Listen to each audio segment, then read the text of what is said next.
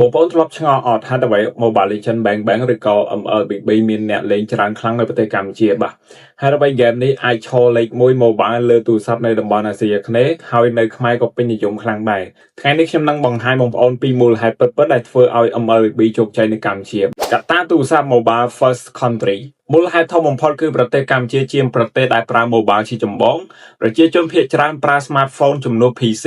Computer Gaming មានតម្លៃថ្លៃ Internet 4G មានគ្រប់ទីកន្លែង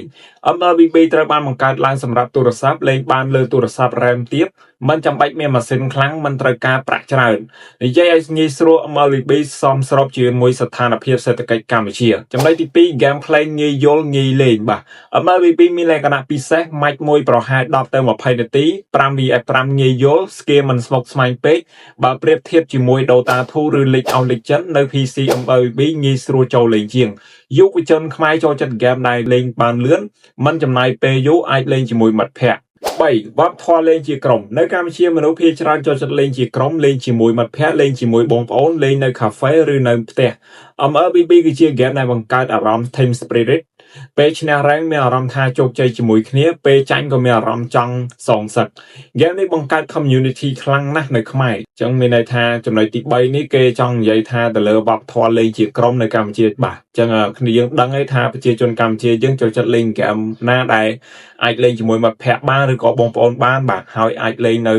ទីកន្លែងណាក៏បានដែរឲ្យតែមានសេវាអ៊ីនធឺណិតលេងបាទអញ្ចឹងมันចាំបាច់ប្រើ laptop ប្រើអីទេបាទទូរស័ព្ទដៃមួយដាក់តាមខ្លួនស្រួលហើយលេងស្រួលទៀតបាទអត់ពីវាញ៉ៃទៀតមិនថាខ្ញុំមិនថាគេទេបាទឲ្យតាលេងស្រួលគឺលេងហើយគឺចង់លេងហ្មងអញ្ចឹងចំណុចទី4 e-sport នៅកម្ពុជា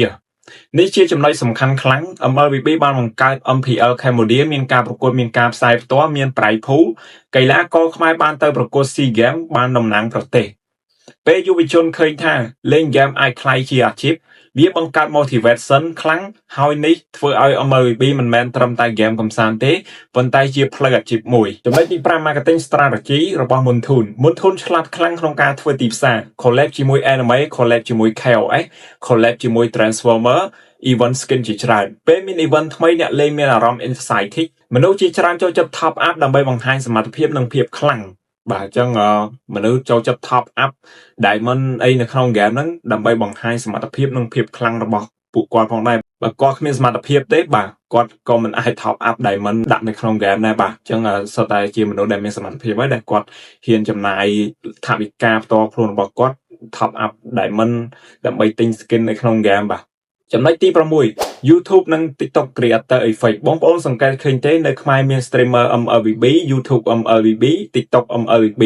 ពេលមាន content creator ច្រើន game កាន់តែល្បីអ្នកមើលចង់ឃើញ gameplay highlight ចង់ទៅលេងចង់ដំឡើង rank នេះហៅថា content ecosystem ហើយសម្រាប់បងប្អូនដែលកំពុងធ្វើ channel MLBB នេះជាឱកាសធំផងដែរបាទចំណុចទី6នេះគឺតាក់ទងជាមួយនឹងទីផ្សារ game គេបាទអញ្ចឹងទីផ្សារ game គេទៅមុខបានលឿនក៏ដោយសារមាន content creator ជាច្រើនផងដែរដើម្បីធ្វើឲ្យ game គេកាន់តែល្បីកាន់តែរីកចម្រើនជាងមុនបាទ game មួយមុននឹងល្បីនៅលើឆាកអន្តរជាតិឬក៏នៅពិភពលោកអីតែងតែមាន content creator ដែលគាត់ធ្វើតាក់ទងនិយាយតាក់ទងជាមួយនឹង game ហ្នឹងបាទដើម្បីឲ្យ game ហ្នឹងកាន់តែរីកចម្រើនជាងមុនទី7 server និង ping ស្ថិរភាពបាទ MLBB មាន server នៅតំបន់អាស៊ីអាគ្នេយ៍ ping មិនខ្ពស់លេងបានរលូនបើ ping ខ្ពស់មនុស្សមិនលេងទេមុនធនយកច្បាស់ចំណុចនេះបាទចំណុចទី7នេះមុនធនផ្ដោតសំខាន់មែនទែនទៅលើ server និង ping នៅក្នុង game របស់គាត់បាទអញ្ចឹងបើសិន ping មិនខ្ពស់លេងមិនបានរលូនมันមានមនុស្សលេងទេអញ្ចឹងគឺគាត់ផ្ដោតសំខាន់មែនទែនទៅលើ server និង ping ហ្នឹងនេះគឺជាចំណុចសំខាន់របស់មុនធនឲ្យគាត់ធ្វើទីផ្សារនៅក្នុងប្រទេសកម្ពុជាបាទអញ្ចឹងឥឡូវនេះខ្ញុំធ្វើការសង្ខេបចុងក្រោយឲ្យគ្នាយើងស្រួលយល់ទៅបាទហើយដើម្បី MLBB ធ្វើទីផ្សារជោគជ័យនៅកម្ពុជាបាទ